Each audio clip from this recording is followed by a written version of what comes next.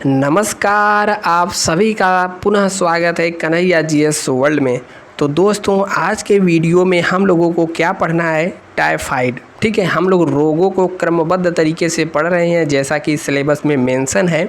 तो आज का वीडियो है, यह वीडियो नंबर है 11। इससे पहले 10 वीडियो हम बना चुके हैं और आज के वीडियो में हमें टाइफाइड यानी कि जिसे अन्य नाम जैसे मोतीझरा, मियादी बुखार के नाम से जाना जाता है, इसके बारे में चर्चा करना है। इसका क्या कारण है, क्या लक्षण है और क्या इलाज है, इन सब के बारे में आज हम बताने वाले हैं फुल डिटेल से। तो यहाँ पर आप देख सकते हैं, जैसा हमने बहुत सारे वीडियो यहाँ पर बना के प्लेलिस्ट में अलग से लगा दिया है। प्लेलिस्ट में जाकर इन सभी वीडियो को डिटेल से देखिए और नोट्स वगैरह बनाते रहिए। और यदि चैनल आप पहली बार देख रहे हैं तो यहाँ पर जो बटन दिख रही है लाल वाली, इसका इस्तेमाल करना है, यानी कि इसको दबा करके बगल में घंटा को भी दबा देना है और लाइक का बटन दबा करके बढ़ना है आगे। ठीक है, हम बढ़ चुके हैं। और देखिए यहाँ पर जैसा सिलेबस में देखेंगे, हम बार बार बताते आ रहे हैं, अधिकतर रोग यहाँ पर कंप्लीट हो चुके हैं, बस कुछ ही बचे रह गए हैं। 2-4 वीडियो में यह भी समाप्त हो जाएंगे। तो चलिए देखते हैं टाइफाइड के बारे में। देखिए, टाइफाइड जिसे निम्न नाम से भी जाना जाता है, आंत्र ज्वर। ठीक है, इसके अलावा मियादी बुखार के नाम से भी जाना जाता है और गाँवों वगैरह में इसे मोतीझरा भी कहते हैं कि मोतीझरवा रोग हो गया है। और यह किस कारण फैलता है, किस जीवाणु से फैलता है? तो जीवाणु का नाम है, यानी बैक्टीरिया का नाम है साल्मोना टाइफी या फिर टाइफो भी यहाँ पर देखने को मिल सकता है। टाइफोसा कहीं कहीं मिल जाएगा, तो याद रखिएगा साल्मोना को। कौन है? मोना, साल्मोना। तो बैक्टीरिया से रोग होता है जिसका नाम है साल्मोना टाइफी। और यहाँ पर इस जो रोग का जीवाणु है, बैक्टीरिया है, यहाँ पर देख सकते हैं। रोग कितना खतरनाक है इसके बारे में हम वीडियो में बात करेंगे। तो देखिए, पहली बात समझ लेते हैं आखिरकार टाइफाइड है क्या। देखिए, टाइफाइड को भारत में मोतीझरा या फिर मियादी बुखार या फिर आंत्र ज्वर के नाम से भी, ज्वर मतलब बुखार के नाम से भी जाना जाता है। टाइफाइड एक संक्रामक रोग बीमारी है जो एक व्यक्ति से दूसरे व्यक्ति तक आसानी से फैल सकती है। इस संक्रमण की मुख्य वजह है साल्मोना टाइफी नामक बैक्टीरिया को ही हिंदी में कहते हैं जीवाणु। और टाइफाइड एक गंभीर रोग होता है जिसकी अनदेखी करने पर मनुष्य की मृत्यु भी यानी कि खात्मा भी हो सकता है। टाइफाइड का बैक्टीरिया कैसे फैलता है इसके बारे में हम डिटेल से बात करेंगे ही करेंगे। और वैक्सीन की बात करें तो टाइफाइड वैक्सीन का भी इस्तेमाल करना चाहिए। इसमें क्या होता है, इसमें जो चलिए देखते हैं। आंत्र ज्वर यानी कि टाइफाइड से पीड़ित व्यक्तियों को लगातार 103 से 104 डिग्री फ़ारेनहाइट, बार हम करें फ़ारेनहाइट, इसको डिग्री सेल्सियस मत कर दीजिएगा क्योंकि डिग्री सेल्सियस में 100 पे तो पानी उबलने लगता है। तो 103 से 104 डिग्री फ़ारेनहाइट तक का बुखार रहता है। उन्हें कमज़ोरी जैसी महसूस होती है, पेट में दर्द होता है, सिर में भी दर्द होता है, भूख कम लगती है और कुछ मामलों के में क्या होता है, गुलाबी धब्बे, कहाँ पर? चेहरे पर या फिर यहाँ पर देख सकते हैं जैसे छाती वगैरह पर गुलाबी धब्बे भी पड़ सकते हैं। और इसका इलाज नहीं कराने पर व्यक्ति को बेहोशी जैसी हालत भी हो सकती है। अपनी आंखें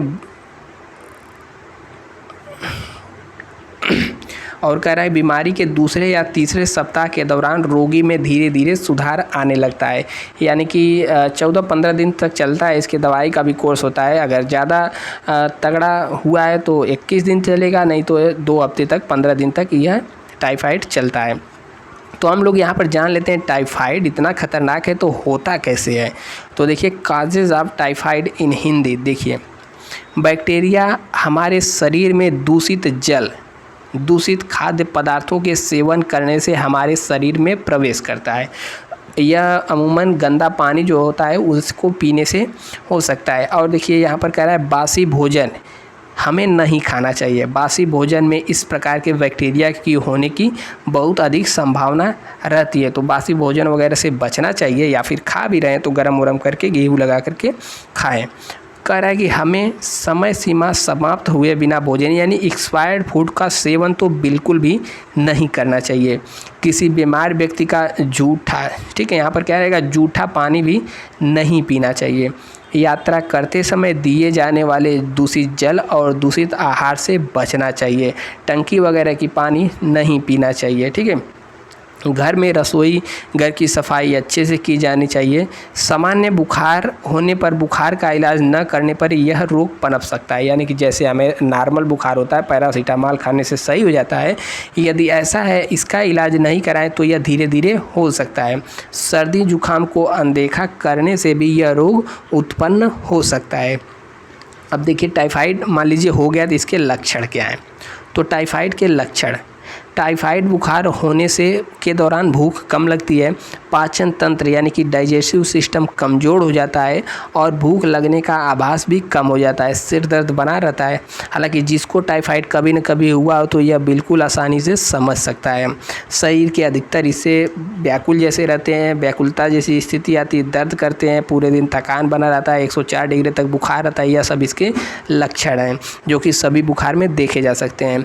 इसकी भी कई अवस्थाएँ हैं, यानी कि कई अवस्थाओं में टाइफाइड बुखार चलती है।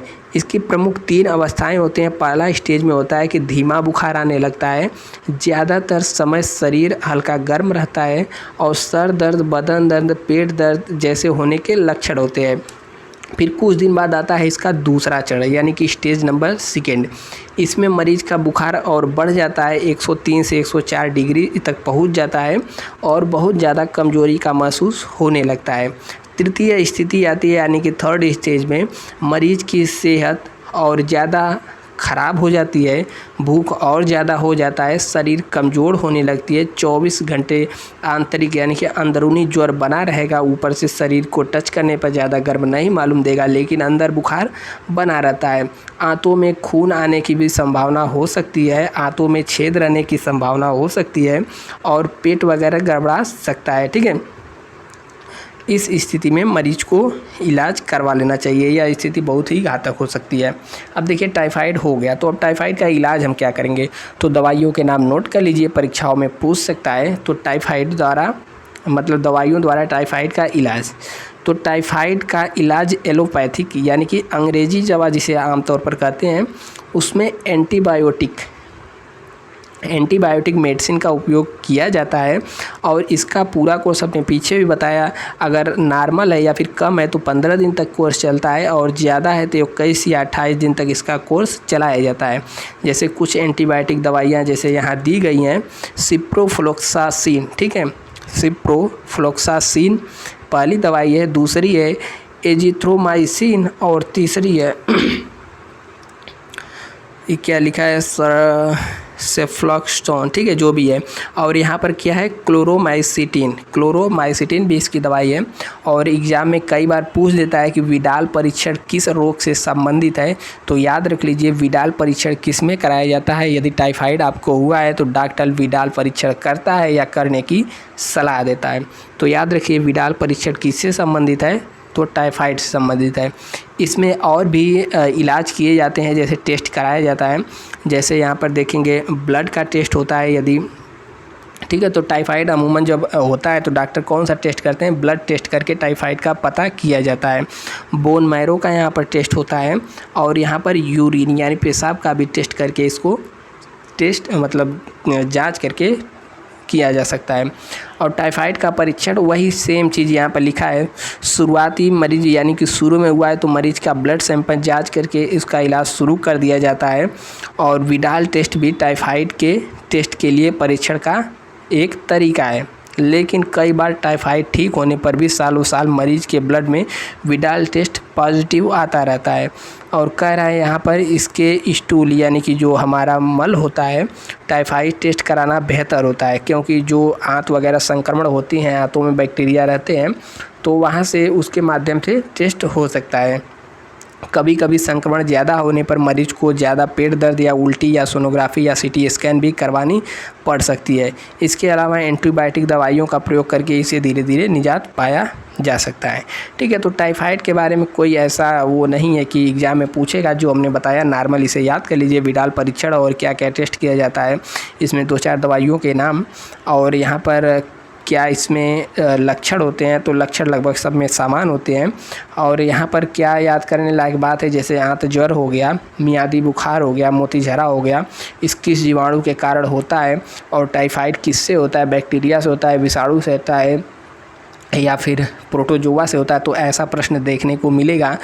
तो जितने भी रोग हैं उसका याद रख लीजिए कि कौन सा रोग विषाणु से होता है, कौन सा रोग जीवाणु से होता है, कौन सा रोग प्रोटोजोआ से होता है। तो टाइफाइड किससे होता है, टाइफाइड जीवाणु यानी कि बैक्टीरिया से रोग होता है।